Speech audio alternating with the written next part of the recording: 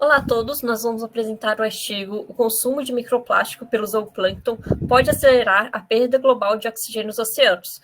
Nosso grupo é composto pela Gabriele, Matheus, a Laura e eu, Camila.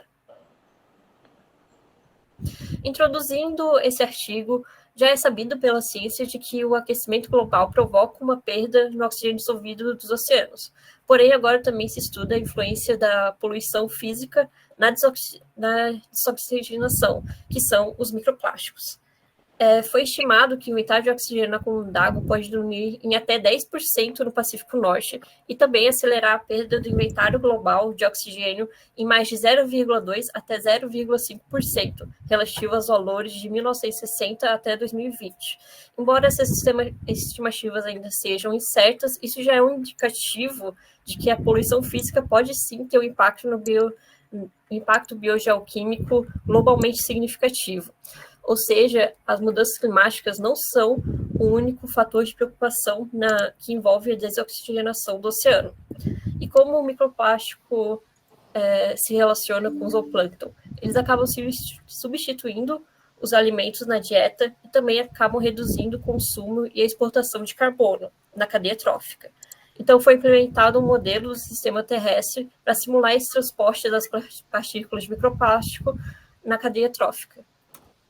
Como resultado desse modelo, a gente tem essa figura aqui, onde foi simulado 4 situações distintas com diferentes concentrações de microplástico. Na primeira simulação, onde não existe captação biológica, no bio, o zooplâncton não vai atuar nesse cenário. A segunda simulação foi feita para uma baixa concentração de microplástico, low concentration. O terceiro cenário foi feito para uma alta concentração de microplástico, high concentration. E a terceira simulação do modelo foi feita para uma concentração moderada de microplástico. Essas simulações do modelo contam com um conjunto de parâmetros de perturbação, taxas de poluição por microplástico e também taxas de agregação do microplástico à neve marinha. Foi elaborada essa tabela com os valores dos parâmetros usados para a simulação desse modelo numérico. Como leitura dessa tabela, a gente tem que, em altas concentrações de microplástico, o zooplâncton prefere se alimentar de outras fontes de alimento e, consequentemente, tem uma baixa taxa de pastagem de microplástico. Ou seja, quando a gente tem uma alta concentração de microplástico, o zooplâncton ele vai comer mais matéria orgânica. Então, essa situação não é tão problemática. O valor do parâmetro de seletividade para esse caso foi o menor dos 3 casos do modelo e apresentou um valor igual a 0,132 MP. Na interpretação dessa tabela, a gente tem que em altas concentrações de microplástico, o zooplâncton prefere se alimentar de outras fontes de alimento e, consequentemente, tem uma baixa taxa de pastagem de microplástico. Isso significa que quando a gente tem altas concentrações de microplástico, o zooplâncton ele vai preferir comer a matéria orgânica. Então, essa situação não é tão problemática. O valor do parâmetro de seletividade para esse caso foi o menor dos 3 modelos e apresentou o valor igual a 0,132 MP. Já na concentração moderada de microplástico, o zooplâncton tem uma relação equilibrada entre a quantidade de alimento vindo de outras fontes e a quantidade de microplástico sendo pastada.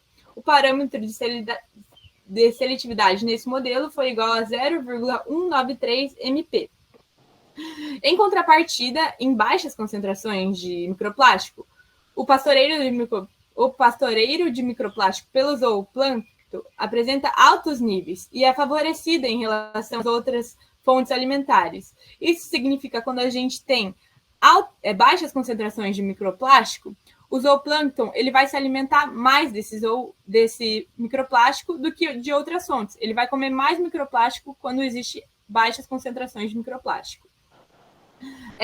O parâmetro de seletividade, nesse caso, foi o maior e igual a 0,260 MP. Isso ocorre porque, em baixas concentrações de microplástico, ocorre uma agregação do microplástico à neve marinha, e isso exerce um forte controle na distribuição desse microplástico, fazendo com que o zooplâncton consuma mais esse microplástico.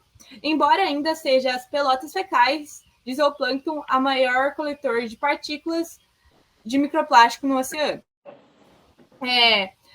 Essas simulações de modelos, elas, embora tenham tentado reproduzir altas concentrações de microplástico, a gente tem que tomar cuidado, porque no próprio artigo eles falam que as concentrações de microplásticos encontradas nos giros subtropicais são muito altas. Então, é muito difícil conseguir simular numericamente essas altas concentrações de microplástico. E como a simulação do nosso estudo é meio grotesca e apresenta erros, não se sabe ao certo se essas altas concentrações de microplástico são verdadeiramente altas em comparação aos giros subtropicais.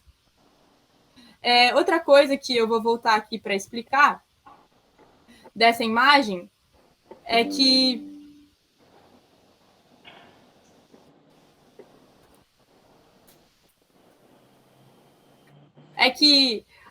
a imagem representa a quantidade de microplástico nas regiões superficiais dos oceanos, para 4 situações. Então, no cenário de baixa concentração de microplástico, vai existir pouco microplástico na superfície do oceano, porque o zooplâncton está consumindo esse microplástico que está agregado à neve marinha. Por isso, a gente observa essas cores mais claras. Já em altas concentrações, isso não acontece, porque o microplástico vai ficar em superfície, porque o zooplâncton não está consumindo esse microplástico.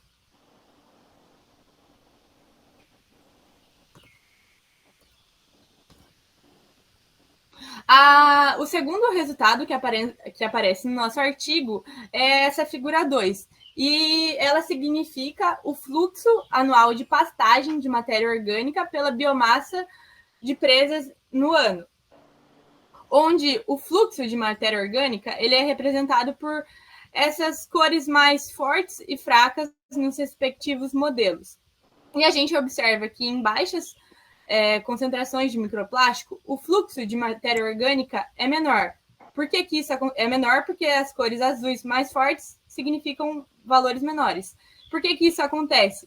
Porque em baixas concentrações de microplástico, o zooplâncton vai comer mais microplástico e, consequentemente, ele vai comer menos matéria orgânica. Então, vai existir um baixo fluxo de matéria orgânica, que a gente observa nas simulações desses modelos, em alta e baixa concentrações, respectivamente. Bom, como aplicação disso que eu falei, a gente tem onde existem as maiores concentrações de microplástico, a gente tem maior consumo de matéria orgânica e maior fluxo dessa matéria orgânica e dessa biomassa. Já onde a gente tem as menores concentrações de microplástico é onde vai ocorrer os menores valores de fluxo de matéria orgânica e, consequentemente, o maior consumo do microplástico e não da matéria orgânica. Como foi dito anteriormente, há uma resposta do ecossistema pelo pastoreiro do microplástico, pelo zooplâncton. Quanto maior for o consumo de microplástico, menor vai ser o consumo de produtores primários.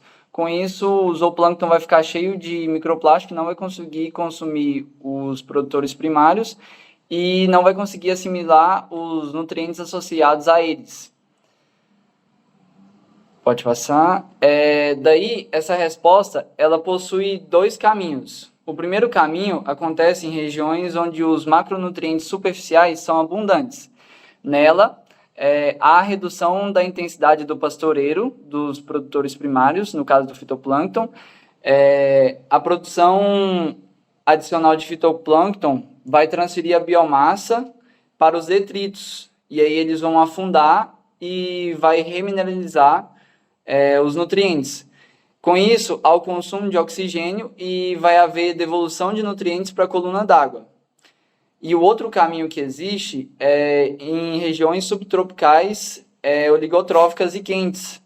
Nessas regiões, os macronutrientes superficiais são escassos e os produtores primários dependem de nutrientes regenerados que vão estar na coluna d'água.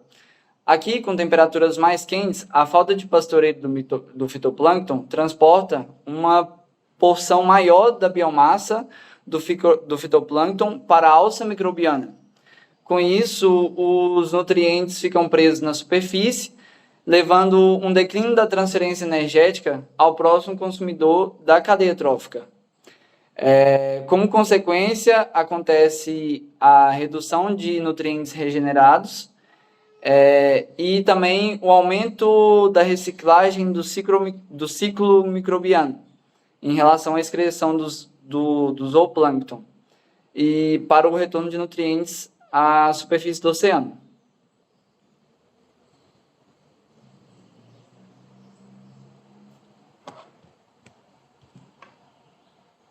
Próximo.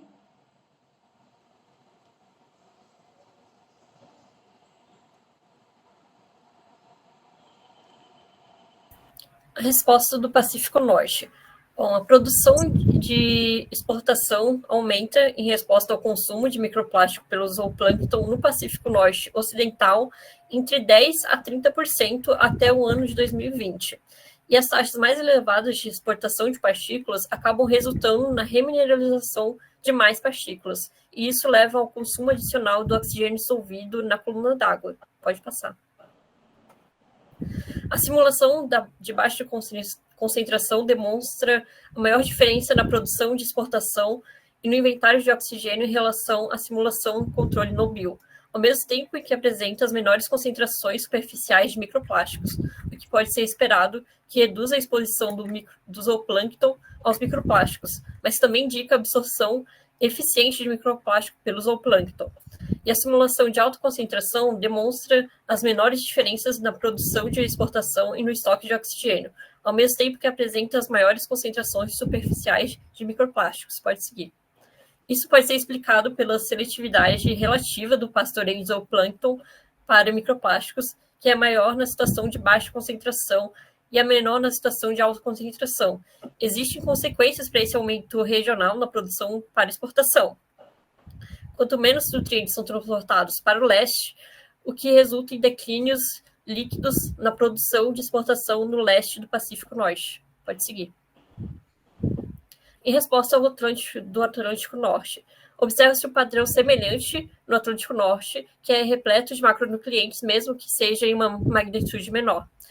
Assim como no Pacífico Norte, o pastoreio de microplásticos pelo zooplâncton acaba resultando em um aumento da nova produção, mas como as temperaturas da superfície do oceano são mais quentes, o ciclo microbiano e as taxas de remuneração detrítica também são relativamente aumentadas, o que mitiga o aumento da produção para exportação relativamente ao efeito observado no Pacífico Norte. As consequências para o oxigênio na coluna de água são igualmente mitigadas. Então, as anomalias devidas aos processos microbianos que ocorrem perto da superfície são mascaradas por essas trocas gasosas entre a água e o ar. No entanto, a desoxigenação também tem um impacto global de menor relevância biogeoquímica nessa região, devido aos níveis relativamente elevados de oxigênio de fundo no bem ventilado Atlântico Norte.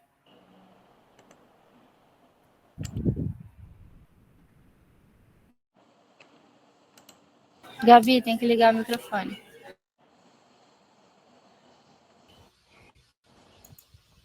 Bom, o artigo apresenta esse esquema do impacto da injeção de microplásticos no zooplâncton sobre o oxigênio dissolvido na coluna da água. Essa imagem é uma imagem-chave apresentada no artigo para a gente entender os processos que estão ocorrendo no oceano. A primeira coisa é que o cenário B e C, eles representam uma região sem limitação de nutriente, e o cenário D e E representam um cenário com limitação de nutriente. A gente pode ver que no cenário B é o cenário ideal, onde não existe microplástico. Essa bola grande rosa é o zooplâncton. O zooplâncton está comendo o fitoplâncton e existe muito nutriente nessa área. Então, vai existir uma taxa de exportação e um consumo de oxigênio. Esse é o cenário ideal. Já no cenário C, vai existir microplástico. E com a existência do microplástico, o zooplâncton vai se alimentar desse microplástico e vai comer menos fitoplâncton. Como existe muito nutriente nessa região, o fitoplâncton vai crescer e vai existir altas taxas de exportação para o oceano profundo, porque existe muito nutriente nessa região, então muito nutriente vai ser exportado para o oceano profundo. Essa alta taxa de exportação para o oceano profundo faz com que o consumo de oxigênio aumente muito nessa região. E esse cenário é problemático. Já na situação D e E representam cenários com pouca disponibilidade de nutrientes. Então, a primeira coisa que a gente observa é que a reciclagem de nutrientes representada pela flecha amarela é muito maior nesses dois cenários. O zooplâncton está comendo fitoplâncton. Como existe pouco nutriente vai ser exportados para as profundezas do oceano e vai ocorrer pouco consumo de oxigênio. Já no cenário E, onde existe microplástico, a diferença é que menos nutriente ainda vai ser exportado para as profundezas do oceano, porque existe microplástico nessa região. E as taxas de oxigênio, as taxas de consumo de oxigênio são mínimas.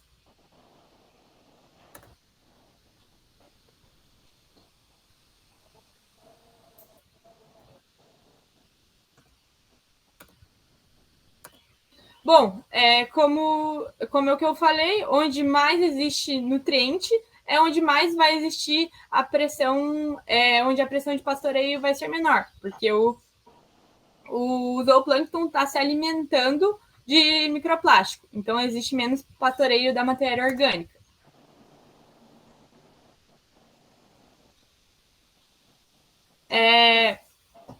A observação é que no Oceano Antártico, a tendência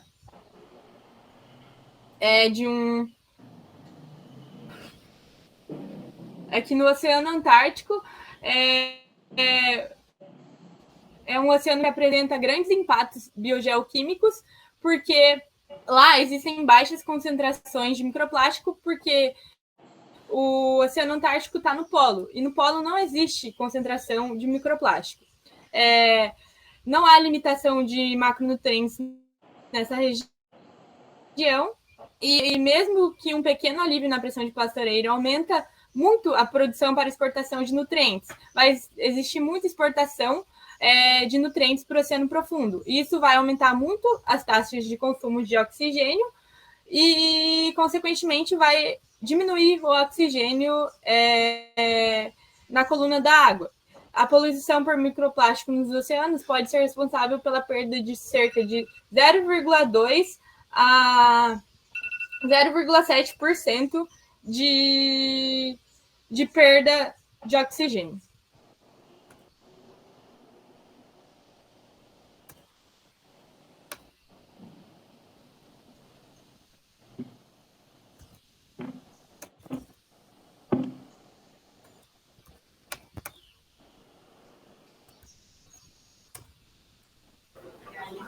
Como a Gabi acabou de explicar, é nítido entender a relação do microplástico para o zooplâncton. E imaginando um cenário de aquecimento global, onde a estratificação do oceano fica ainda mais atenuada e que a quantidade de microplástico na superfície, na camada mais superficial do oceano também seja maior, já é o suficiente para entender essa relação de desoxigenação dos oceanos, né? Pode passar. Ainda o trabalho ele vai abordar sobre a alimentação sazonal cíclica do ferro para o crescimento do fitoplâncton. Então, quando em águas ricas em macronutrientes havia limitação de ferro, houve resposta do ecossistema. Então, houve resposta do crescimento do fitoplâncton, né? E a intensidade do consumo do zooplâncton foi algo fundamental para a exportação das partículas, ou seja, para a mineralização das partículas, né? Seja em regiões limitadas por macronutrientes, baixa clorofila, como também no Oceano Antártico, quando ele era repleto de macronutrientes. Pode passar. Porém, o artigo ele vai citar que existe uma representação dinâmica do ferro numa versão mais recente. E essa representação mais recente vai falar que o aumento das concentrações do ferro na superfície com aquecimento climático vai reduzir amplamente a alimentação do ferro nos próximos anos. E por isso, aquela imagem 3, dita anteriormente, precisa ser melhor estudada. Pode passar. A Gabi também falou sobre a seletividade do consumo do zooplâncton.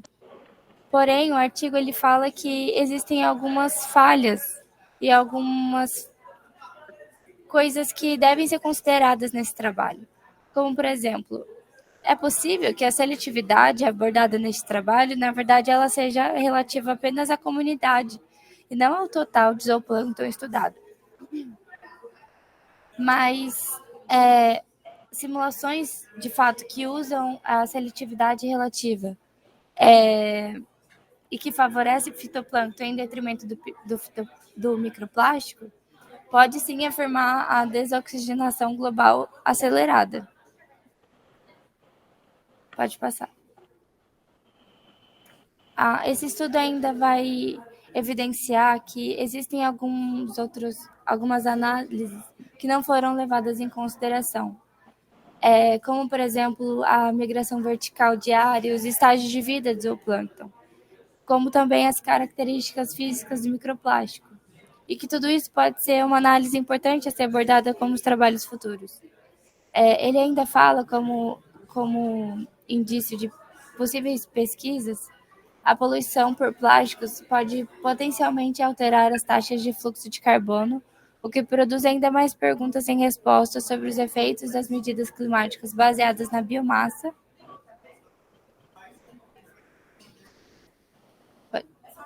Pode passar.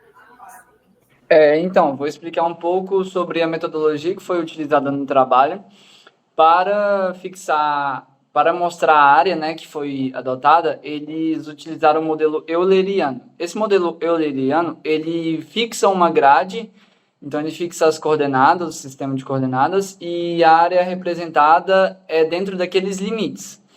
Daí, a partir disso, foi passado para a escolha dos indivíduos que iam ser utilizados. Aí esses indivíduos foram escolhidos a partir do conjunto Leighton Hypercube, e nesse Leighton Hypercube, 300 indivíduos foram analisados, só que somente 14 passaram pelo teste que eles queriam. Só 14 conseguiram entregar as informações que eles queriam. Daí eles utilizaram ele para ser o parâmetro do trabalho. Outro modelo que teve que ser ajustado e mudado foi o modelo biogeoquímico, porque o modelo biogeoquímico não teve que passar a considerar pallets de fezes e os detritos em geral. Ambos os pallets, tanto os detritos no geral, recebem taxa de afundamento igual de partículas, e a produção de neve marinha é calculada como a fração da produção geral de detritos. Então, envolve os dois citados anteriormente. E é isso. O nosso trabalho termina aqui. Obrigado.